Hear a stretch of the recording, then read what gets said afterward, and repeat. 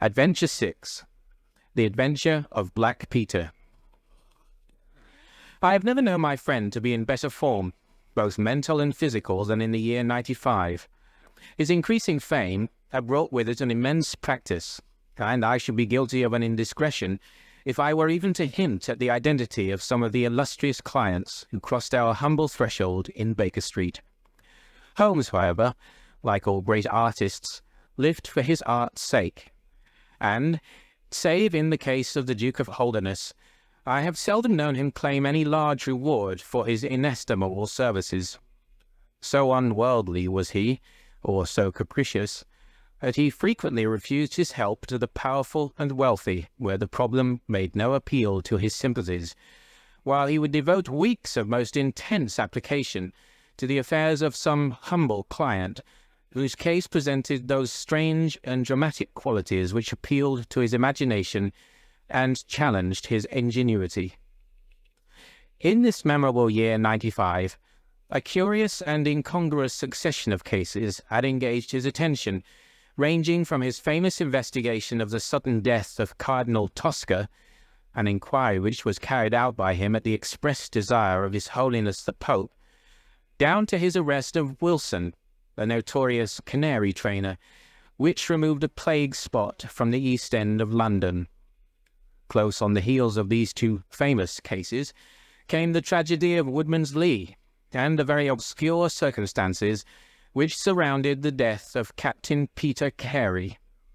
No record of the doings of Mr. Sherlock Holmes would be complete which did not include some account of this very unusual affair. During the first week of July, my friend had been absent so often and so long from our lodgings that I knew he had something on hand. The fact that several rough-looking men called during that time and inquired for Captain Basil made me understand that Holmes was working somewhere under one of the numerous disguises and names with which he concealed his own formidable identity. He had at least 5 small refuges in different parts of London, in which he was able to change his personality. He said nothing of his business to me, and it was not my habit to force a confidence. The first positive sign which he gave me of the direction which his investigation was taking was an extraordinary one. He had gone out before breakfast, and I had sat down to mine when he strode into the room, his hat upon his head, has a huge, barbed-headed spear tucked like an umbrella under his arm. "Good gracious, Holmes," I cried. "You don't mean to say that you've been walking about London with that thing?" "I drove to the butcher's and back." "The butcher's?" "And I return with an excellent appetite. There can be no question, my dear Watson, of the value of exercise before breakfast. But I am prepared to bet that you will not guess the form that my exercise has taken." "I will not attempt it." He chuckled as he poured out the coffee. "If you could have looked into Allardyce's back shop, you would have seen a dead pig swung from a hook in the ceiling, and a gentleman in his shirt sleeves furiously stabbing at it with this weapon.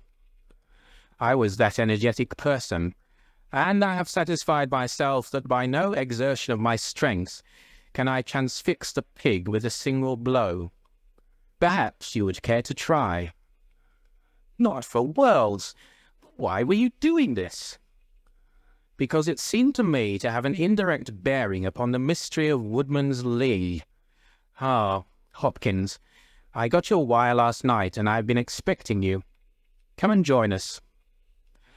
Our visitor was an exceedingly alert man, 30 years of age, dressed in a quiet tweed suit, but retaining the erect bearing of one who was accustomed to official uniform.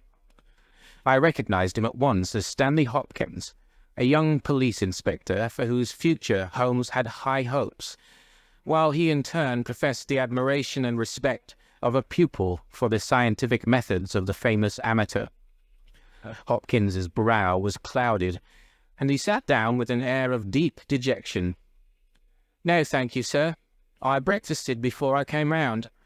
I spent the night in town, for I came up yesterday to report."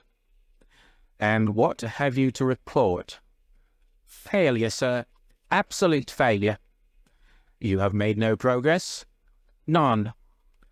Dear me. I must have a look at the matter. I wish to heavens that you would, Mr. Holmes. It's my first big chance, and I'm at my wit's end. For goodness sake, come down and lend me a hand. Well, well, it just happens that I have already read all the available evidence, including the report of the inquest, with some care. By the way, what do you make of that tobacco pouch found on the scene of the crime? Is there no clue there? Hopkins looked surprised. It was the man's own pouch, sir. His initials were inside it, and it was of sealskin, and he was an old sailor. But he had no pipe. No, sir, we could find no pipe. Indeed, he smoked very little, and yet he might have kept some tobacco for his friends. No doubt. I only mention it because if I had been handling the case, I should have been inclined to make that the starting point of my investigation. However, my friend Dr. Watson knows nothing of this matter, and I should be none the worse for hearing the sequence of events once more. Just give us some short sketches of the essentials.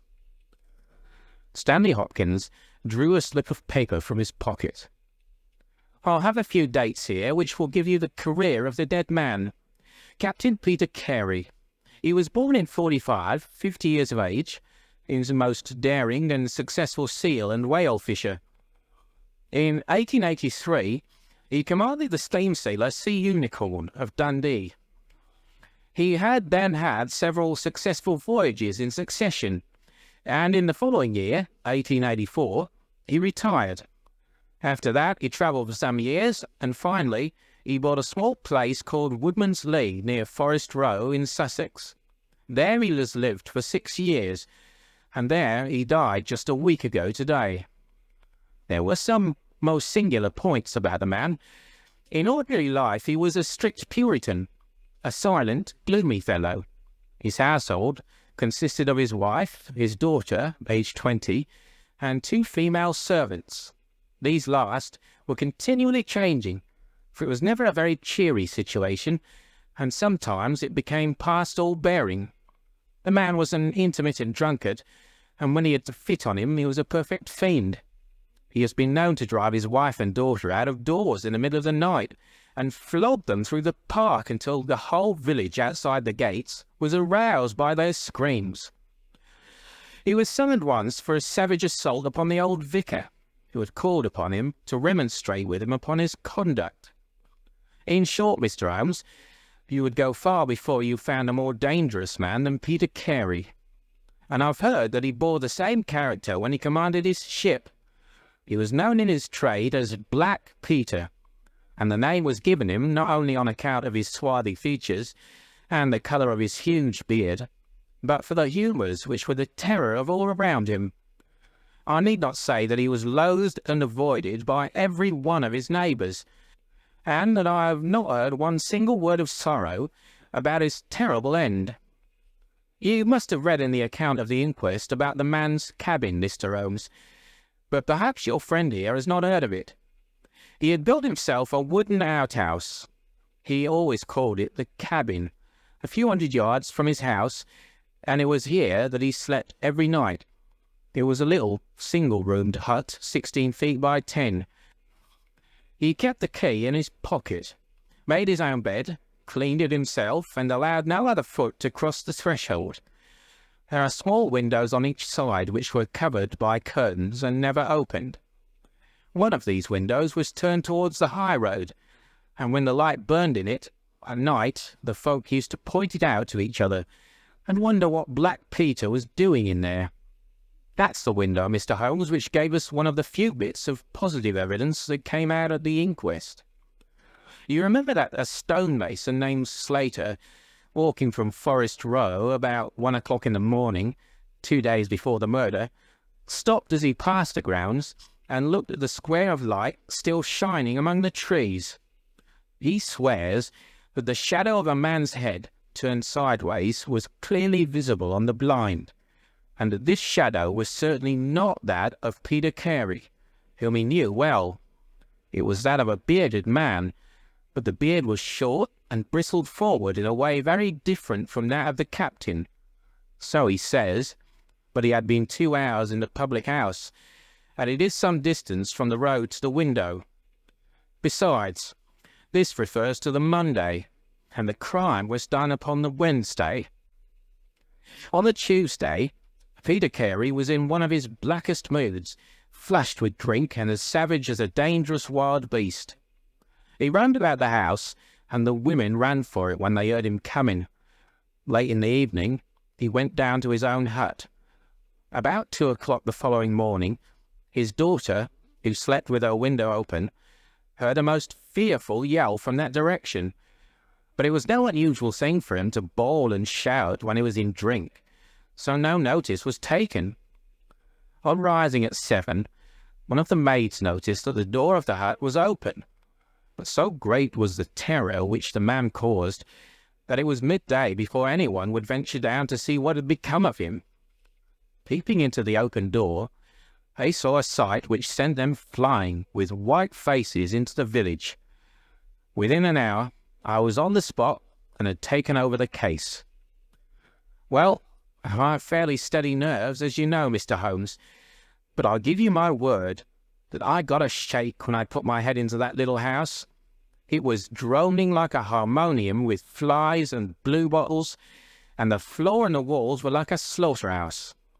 He'd called it a cabin, and a cabin it was, sure enough, for you'd have thought that you were in a ship. There was a bunk at one end, a sea chest, maps and charts, a picture of the sea unicorn, a line of logbooks on a shelf, all exactly as one would expect to find it in a captain's room. And there, in the middle of it, was the man himself, his face twisted like a lost soul in torment, and his great brindled beard stuck upward in his agony. Right through his broad breast, a steel harpoon had been driven, and it had sunk deep into the wood of the wall behind him. He was pinned like a beetle on a card. Of course, he was quite dead, and had been so from the instant that he had uttered that last yell of agony. I know your methods, sir, and I applied them. Before I permitted anything to be moved, I examined most carefully the ground outside, and also the floor of the room. There were no footmarks. Meaning you saw none? I assure you, sir, there were none. My good Hopkins, I have investigated many crimes, but I have never yet seen one which was committed by a flying creature. As long as the criminal remains upon 2 legs, so long must there be some indentation, some abrasion, some trifling displacement, which can be detected by the scientific searcher. It is incredible that this blood-bespattered room contained no trace which could have aided us. I understand, however, from the inquest, that there were some objects which you failed to overlook. The young inspector winced at my companion's ironical comments. I was a fool not to call you in at the time, Mr. Holmes. However, that's past praying for now. Yes, there were several objects in the room which called for special attention. One was the harpoon with which the deed was committed. It had been snatched down from a rack on the wall. 2 others remained there, and there was a vacant place for the third. On the stock was engraved SS Seacorn, Dundee. This seemed to have established that the crime had been done in a moment of fury, and that the murderer had seized the first weapon which came his way. The fact that the crime was committed at 2 in the morning, and yet Peter Carey was fully dressed, suggested that he had had an appointment with the murderer, which is borne out by the fact that a bottle of rum and 2 dirty glasses stood upon the table. Yes, said Holmes, I think that both inferences are permissible. Was there any other spirit but rum in the room? Yes, and there was a tantalus containing brandy and whisky on the sea chest. It is of no importance to us, however, since the decanters were full, and it had therefore not been used. For all that, its presence has some significance, said Holmes. However, let us hear some more about the objects which do seem to you to bear upon the case. There was this tobacco pouch upon the table. What part of the table? It lay in the middle. It was, of course, sealskin, the straight-haired skin with a leather thong to bind it. Each side was P.C. on the flap. There was half an ounce of strong ship's tobacco in it. Excellent. What more? Stanley Hopkins drew from his pocket a drab-covered notebook. The outside was rough and worn, the leaves discoloured. On the first page were written the initials J.H.N. and the date 1883. Holmes laid it on the table and examined it in his minute way, while Hopkins and I gazed over each shoulder. On the second page were the printed letters C.P.R., and then came several sheets of numbers. Another heading was Argentine, another Costa Rica, and another San Paulo, each with pages of signs and figures after it. "What do you make of these?" asked Holmes. "They appear to be lists of stock exchange securities. I thought that J.H.N. were the initials of a broker, and that C.P.R. may have been his client." "Try Canadian Pacific Railway," said Holmes. Stanley Hopkins swore between his teeth and struck his thigh with his clenched hand. "What a fool I've been!" he cried. "Of course, it is as you say. Then J.H.N. are the only initials we have to solve. I've already examined the old stock exchange lists, and I can find no one in 1883, either in the house or among the outside brokers, whose initials correspond with these. Yet I feel that the clue is the most important one that I hold. You will admit, Mr. Holmes, that there is a possibility that these initials are those of the second person who was present. In other words, of the murderer. I would also urge that the introduction into the case of a document relating to large masses of valuable securities gives us from the first time some indication of a motive for the crime." Sherlock Holmes's face showed that he was thoroughly taken aback by this new development. "I must admit both your points," said he. "I confess that this notebook, which did not appear at the inquest, modifies any views which I may have formed. I had come to a theory of the crime in which I even find no place for this. Have you endeavoured to trace any of the securities here mentioned?" "Inquiries are now being made at the offices. But I fear that a complete register of the stockholders of these South American concerns is in South America, and that some weeks must elapse before we can trace the shares." Holmes had been examining the cover of the notebook with his magnifying lens. "Surely there is some discoloration here," said he. "Yes, sir, it is a blood stain. I told you that I picked the book off the floor." "Was the blood stain above or below?" "On the side next to boards." "Which proves, of course, that the book was dropped after the crime was committed." "Exactly, Mr. Holmes. I appreciated that point, and I conjectured that it was dropped by the murderer in his hurried flight. It lay near the door." "I suppose that none of these securities have been found among the property of the dead man?" "No, sir." "Have you any reason to suspect robbery?" "No, sir. Nothing seemed to have been touched." "Dear me, it is certainly a very interesting case. Then there was a knife, was there not?" "A sheath knife, still in its sheath. It lay at the feet of the dead man. Mrs. Carey has identified it as being her husband's property." Holmes was lost in thought for some time. "Well," said he at last, "I suppose I shall have to come out and have a look at it." Stanley Hopkins gave a cry of joy. "Thank you, sir. That will indeed be a weight off my mind." Holmes shook his finger at the inspector. "It would have been an easier task a week ago," said he, "but even now my visit may not be entirely fruitless. Watson, if you can spare the time, I should be very glad of your company. If you'll call a four-wheeler, Hopkins, we shall be ready to start for Forest Row in a quarter of an hour." Alighting at the small wayside station, we drove for some miles through the remains of widespread woods, which were once part of that great forest which for so long held the Saxon invaders at bay. The impenetrable Weald, for 60 years the bulwark of Britain. Vast sections of it have been cleared, for this is at the seat of the first ironworks of the country, and the trees have been felled to smelt the ore.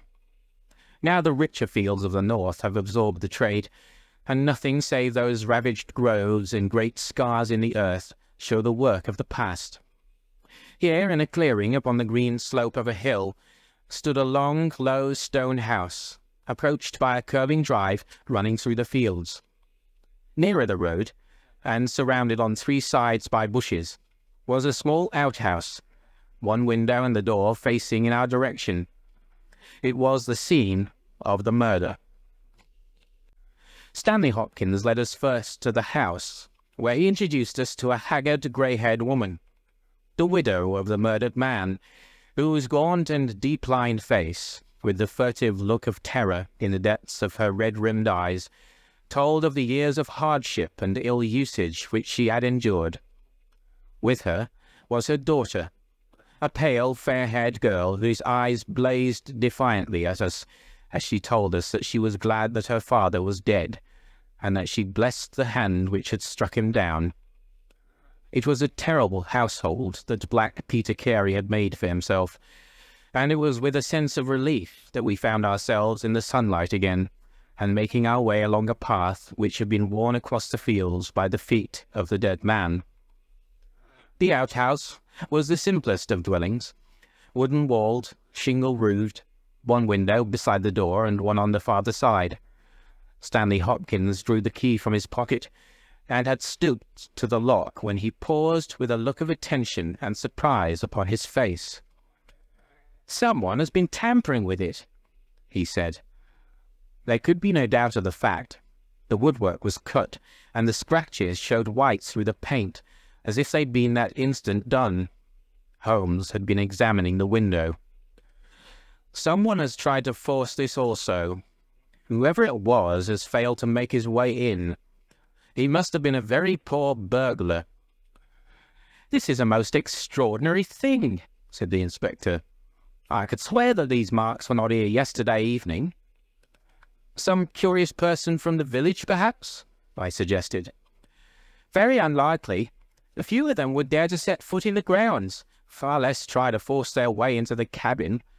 What do you think of it, Mr. Holmes?" "I think that fortune is very kind to us." "You mean that the person will come again?" "It is very probable. He came expecting to find the door open.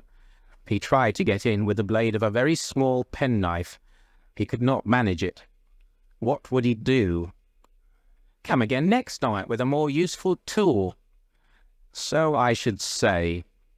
It will be our fault if we are not there to receive him. Meanwhile, let me see the inside of the cabin."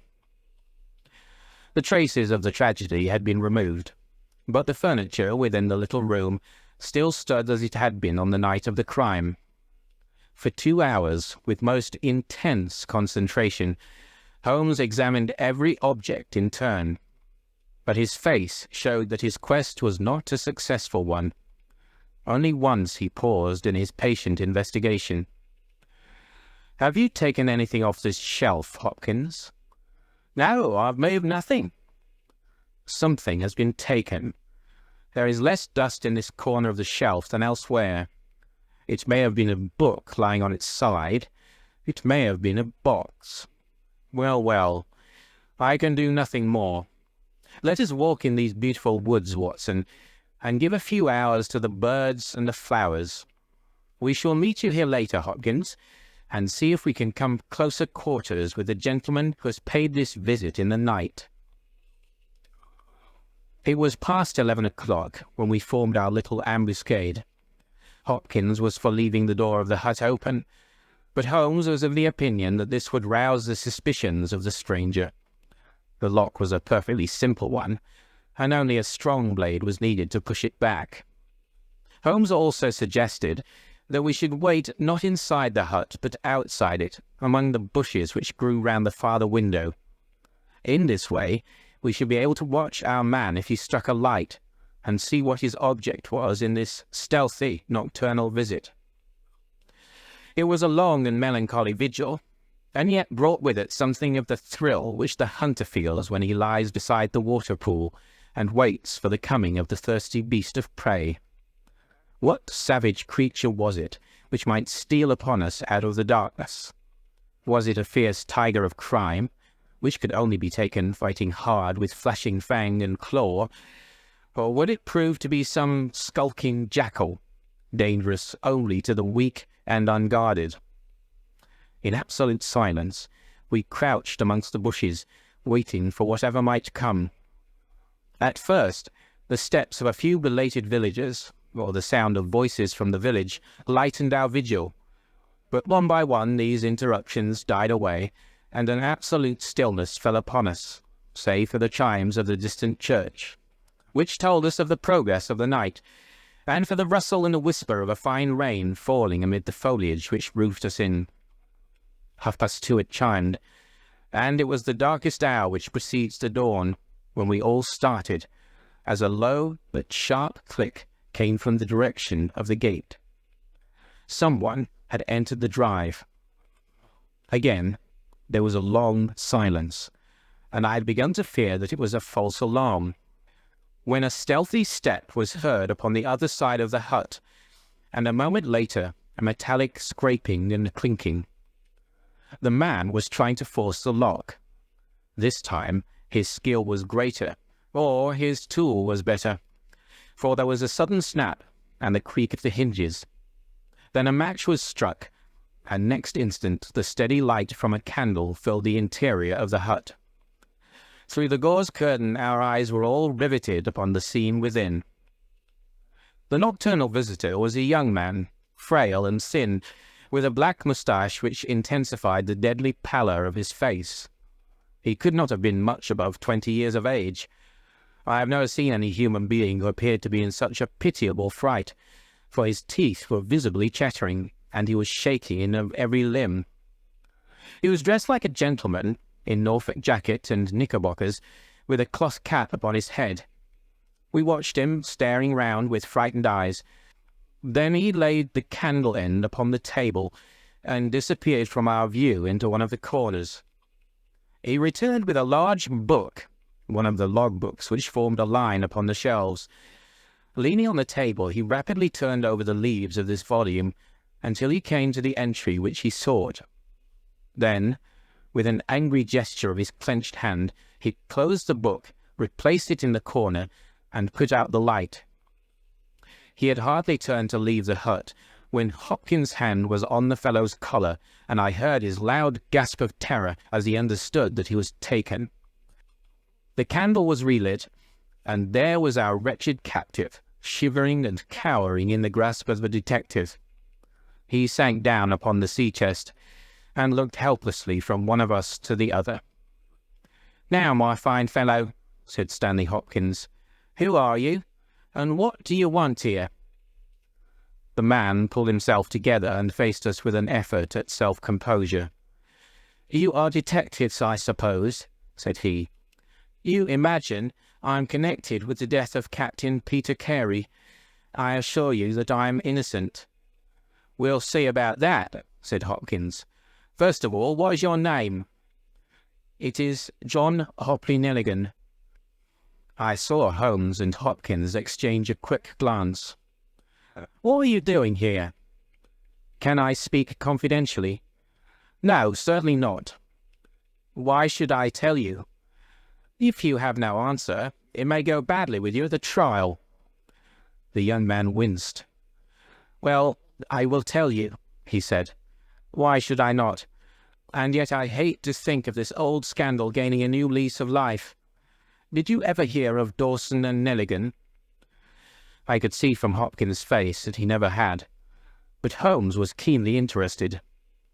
"You mean the West Country bankers," said he.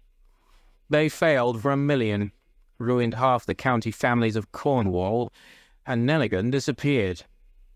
"Exactly. Nelligan was my father." At last we were getting something positive. and yet it seemed a long gap between an absconding banker and Captain Peter Carey pinned against the wall with one of his own harpoons. We all listened intently to the young man's words. It was my father who was really concerned. Dawson had retired. I was only 10 years of age at the time, but I was old enough to feel the shame and horror of it all. It has always been said that my father stole all the securities and fled. It is not true. It was his belief that if he were given time in which to realize them, all would be well and every creditor paid in full. He started in his little yacht for Norway just before the warrant was issued for his arrest. I can remember that last night, when he bade farewell to my mother. He left us a list of the securities he was taking, and he swore that he would come back with his honour cleared, and that none who had trusted him would suffer. Well, no word was ever heard from him again. Both the yacht and he vanished utterly. We believed, my mother and I, that he and it, with the securities that he had taken with him, were at the bottom of the sea. We had a faithful friend, however, who is a businessman, and it was he who discovered some time ago that some of the securities which my father had with him had reappeared on the London market. You can imagine our amazement. I spent months in trying to trace them, and at last, after many doubtings and difficulties, I discovered that the original seller had been Captain Peter Carey, the owner of this hut. Naturally, I made some inquiries about the man. I found that he had been in command of a whaler which was due to return from the Arctic seas at the very time when my father was crossing to Norway. The autumn of that year was a stormy one, and there was a long succession of southerly gales. My father's yacht may well have been blown to the north, and there met by Captain Peter Carey's ship. If that was so, what had become of my father? In any case, if I could prove from Peter Carey's evidence how these securities came on the market, it would be a proof that my father had not sold them, and that he had no view to personal profit when he took them. I came down to Sussex with the intention of seeing the captain, but it was at this moment that his terrible death occurred. I read at the inquest a description of his cabin, in which it stated that the old logbooks of his vessel were preserved in it. It struck me that if I could see what occurred in the month of August 1883 on board the Sea Unicorn, I might settle the mystery of my father's fate. I tried last night to get at these logbooks, but was unable to open the door. Tonight I tried again and succeeded, but I find that the pages which deal with that month have been torn from the book. It was that moment I found myself a prisoner in your hands." "Is that all?" asked Hopkins. "Yes, that is all." His eyes shifted as he said, "You have nothing else to tell us?" He hesitated. "No, there is nothing." "You have not been here before last night?" "No." "Then how do you account for that?" cried Hopkins, as he held up the damning notebook with the initials of our prisoner on the first leaf and the bloodstain on the cover. The wretched man collapsed. He sank his face in his hands and trembled all over. "Where did you get it?" he groaned. "I didn't know. I thought I'd lost it at the hotel." "That's enough," said Hopkins sternly. "Whatever else you have to say, you must say it in court. You will walk down with me now to the police station. Well, Mr. Holmes, I am very much obliged to you and to your friend for coming down to help me. As it turns out, your presence was unnecessary, and I would have brought the case to this successful issue without you. But, nonetheless, I am grateful. Rooms have been reserved for you at the Bramley Hotel, so we can all walk down to the village together." "Well, Watson, what do you think of it?" asked Holmes as we travelled back next morning. "I can see that you're not satisfied." "Oh yes, my dear Watson, I am perfectly satisfied. At the same time, Stanley Hopkins's methods do not commend themselves to me. I am disappointed in Stanley Hopkins. I had hoped for better things from him. One should always look for a possible alternative and provide against it. It is the first rule of criminal investigation." "What then is the alternative?" The line of investigation which I have myself been pursuing. It may give us nothing, I cannot tell, but at least I shall follow it to the end." Several letters were waiting for Holmes at Baker Street. He snatched one of them, opened it, and burst out into a triumphant chuckle of laughter. "Ha! Excellent, Watson! The alternative develops. Have you telegraph forms? Just write a couple of messages for me. Sumner, shipping agent, Ratcliffe Highway. Send 3 men on to arrive 10 tomorrow morning, Basil. That's my name in those parts. And the other is Inspector Stanley Hopkins, 46 Lord Street, Brixton. Come breakfast tomorrow at 9:30. Important. Wire if unable to come. Sherlock Holmes." There, Watson. This infernal case has haunted me for 10 days. I hereby banish it completely from my presence.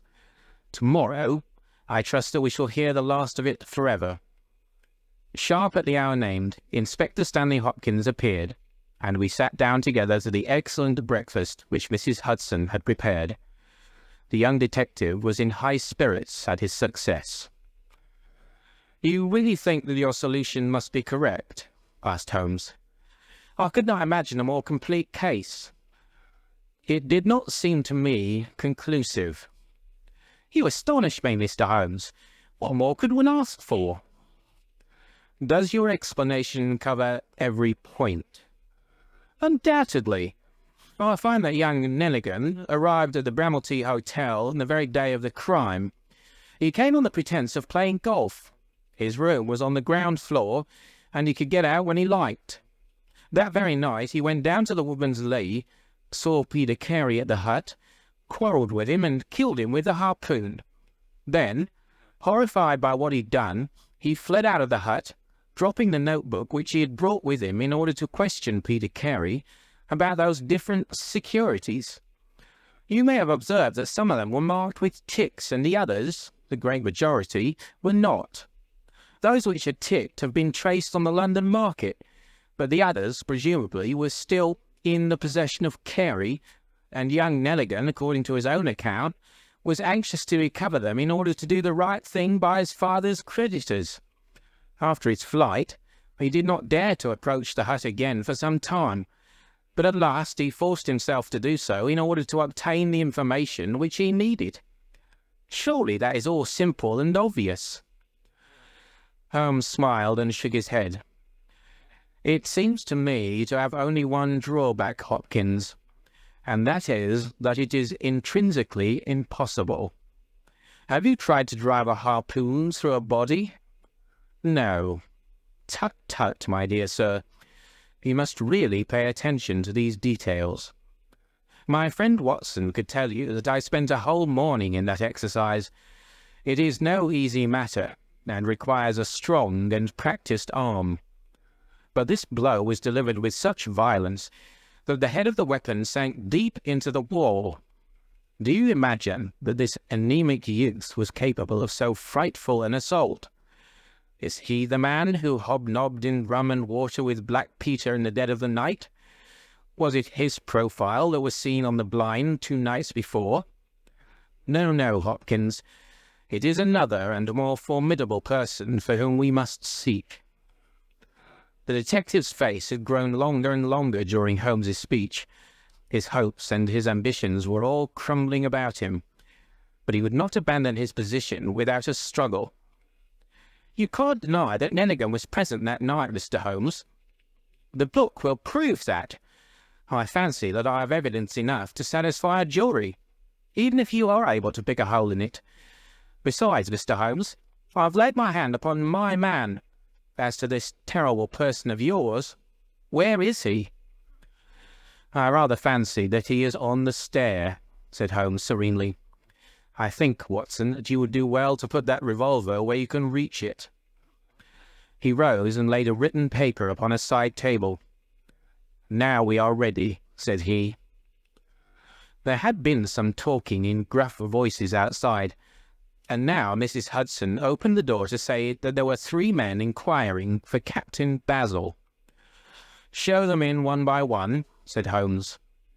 The first who entered was a little Ribston pippin of a man, with ruddy cheeks and fluffy white side whiskers. Holmes had drawn a letter from his pocket. "What name?" he asked. "James Lancaster." "I'm sorry, Lancaster, but the berth is full. Here is half a sovereign for your trouble. Just step into this room and wait there for a few minutes." The second man was a long, dried-up creature with lank hair and sallow cheeks. His name was Hugh Pattins. He also received his dismissal, his half-sovereign, and the order to wait. The third applicant was a man of remarkable appearance. A fierce, bulldog face was framed in a tangle of hair and beard, and two bold, dark eyes gleamed behind the cover of thick, tufted, overhung eyebrows. He saluted and stood sailor fashion, turning his cap round in his hands. "Your name?" asked Holmes. "Patrick Cairns." "Harpooner?" "Yes, sir. 26 voyages." "Dundee, I suppose?" "Yes, sir." "And ready to start with an exploring ship?" "Yes, sir." "What wages?" £8 a month." "Could you start at once?" "As soon as I get my kit." "Have you your papers?" "Yes, sir."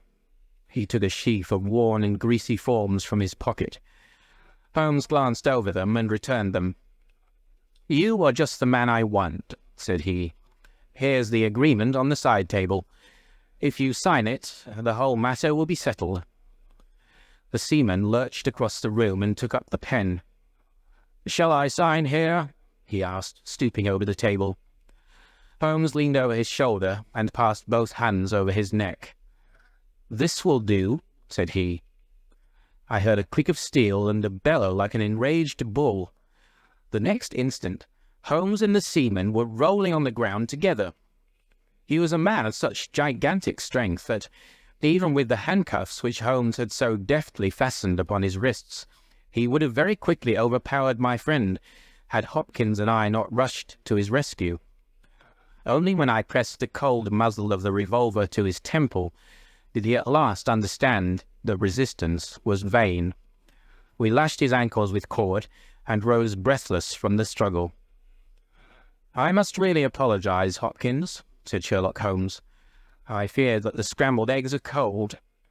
However, you will enjoy the rest of your breakfast all the better, will you not, for the thought that you have brought your case to a triumphant conclusion." Stanley Hopkins was speechless with amazement. "I don't know what to say, Mr. Holmes," he blurted out at last, with a very red face. "It seems to me that I've been making a fool of myself from the beginning. I understand now what I should never have forgotten, that I am the pupil and you are the master. Even now I see what you have done, but I don't know how you did it, or what it signifies." "Well, well," said Holmes, good-humouredly. "We all learn by experience, and your lesson this time is that you should never lose sight of the alternative. You were so absorbed in young Nelligan that you could not spare a thought to Patrick Cairns, the true murderer of Peter Carey." The hoarse voice of the seaman broke in on our conversation. "See here, mister," said he, "I make no complaint of being manhandled in this fashion, but I would have you call things by their right names. You say I murdered Peter Carey. I say I killed Peter Carey. And there's all the difference. Maybe you don't believe what I say. Maybe you think I'm just slinging you a yarn."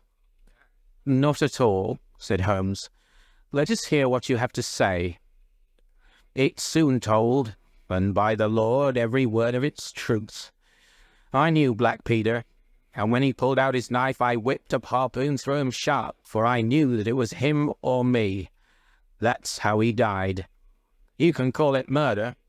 Anyway, I'd as soon die with a rope round my neck as with Black Peter's knife in my heart." "How came you there?" asked Holmes. "I'll tell you from the beginning. Just sit me up a little, so as I can speak easy. It was in '83 that it happened, August of that year. Peter Carey was master of the Sea Unicorn, and I was spare harpooner. We were coming out of the ice pack on our way home with head winds and a weak southerly gale, when we picked up a little craft that had been blown north. There was one man on her, a landsman. The crew had thought she would founder and made for the Norwegian coast in the dinghy. I guessed they were all drowned. Well, we took him on board, and this man and he and the skipper had some long talks in the cabin. All the baggage we took off with him was in one tin box. So far as I know, the man's name was never mentioned, and on the second night he disappeared as if he'd never been. It was given out that he had either thrown himself overboard or fallen overboard in the heavy weather that we were having. Only one man knew what had happened to him, and that was me, for with my own eyes I saw the skipper tip up his heels and put him over the rail in the middle watch of a dark night, 2 days before we sighted the Shetland lights. Well, I kept my knowledge to myself and waited to see what would come of it.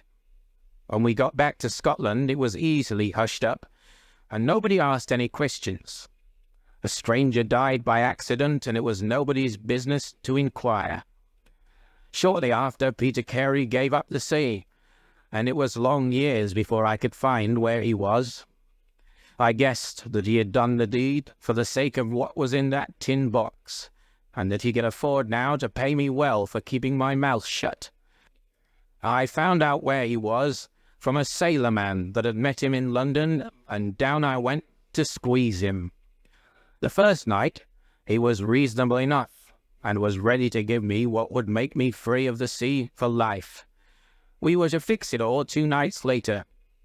When I came, I found him 3 parts drunk, and in a vile temper. We sat down, and we drank, and we yarned about old times, but the more he drank, the less I liked the look on his face. I spotted that harpoon upon the wall, and I thought I might need it before I was through. Then at last he broke out at me, spitting and cursing, with murder in his eyes, and a great clasp knife in his hand. He had not time to get it from the sheath before I had the harpoon through him. Heavens, what a yell he gave, and his face gets between me and my sleep. I stood there with his blood splashing round me, and I waited for a bit, but all was quiet, so I took heart once more. I looked round, and there was the tin box on the shelf. I had as much right to it as Peter Carey anyhow, so I took it with me and left the hut. Like a fool, I left my baccy pouch upon the table. Now I'll tell you the queerest part of the whole story. I had hardly got outside the hut when I heard someone coming, and I hid among the bushes. A man came slinking along, went into the hut, gave a cry as if he'd seen a ghost, and legged it as hard as he could run until he was out of sight. Who he was, or what he wanted, is more than I can tell. For my part, I walked 10 miles, got a train at Tunbridge Wells, and so reached London, and no one the wiser. Well, when I came to examine the box, I found there was no money in it, and nothing but papers that I would not dare to sell. I had lost my hold on Black Peter and was stranded in London without a shilling. There was only my trade left. I saw these advertisements about harpooners and high wages, so I went to the shipping agents, and they sent me here. That's all I know, and I say again that if I killed Black Peter, the law should give me thanks, for I saved them the price of a hempen rope." "A very clear statement," said Holmes, rising and lighting his pipe. "I think, Hopkins, that you should lose no time in conveying your prisoner to a place of safety. This room is not well adapted for a cell, and Mr. Patrick Cairns occupies too large a proportion of our carpet." "Mr. Holmes," said Hopkins, "I do not know how to express my gratitude. Even now I don't understand how you attained this result." "Simply by having the good fortune to get the right clue from the beginning. It is very possible if I had known about this notebook it might have led away my thoughts as it did yours. But all I heard pointed in the one direction. The amazing strength, the skill in the use of the harpoon, the rum and water, the sealskin tobacco pouch with the coarse tobacco, all these pointed to a seaman, and one who had been a whaler. I was convinced that the initials P.C. upon the pouch were a coincidence, and not those of Peter Carey, since he seldom smoked, and no pipe was found in his cabin. You remember that I asked whether whiskey and brandy were in the cabin. You said they were. How many landsmen are there who would drink rum when they could get these other spirits? Yes, I was certain it was a seaman. And how did you find him? My dear sir, the problem had become a very simple one. If it were a seaman, it could only be a seaman who had been with him on the Sea Unicorn. So far as I could learn, he had sailed in no other ship. I spent 3 days in wiring to Dundee, and at the end of that time I had ascertained the names of the crew of the Sea Unicorn in 1883. When I found Patrick Cairns among the harpooners, my research was nearing its end. I argued that the man was probably in London, and that he would desire to leave the country for a time. I therefore spent some days in the East End, devised an Arctic expedition, put forth tempting terms for harpooners who would serve under Captain Basil, and behold the result. "Wonderful!" cried Hopkins. "Wonderful!" "You must obtain the release of young Nelligan as soon as possible," said Holmes. "I confess that I think you owe him some apology.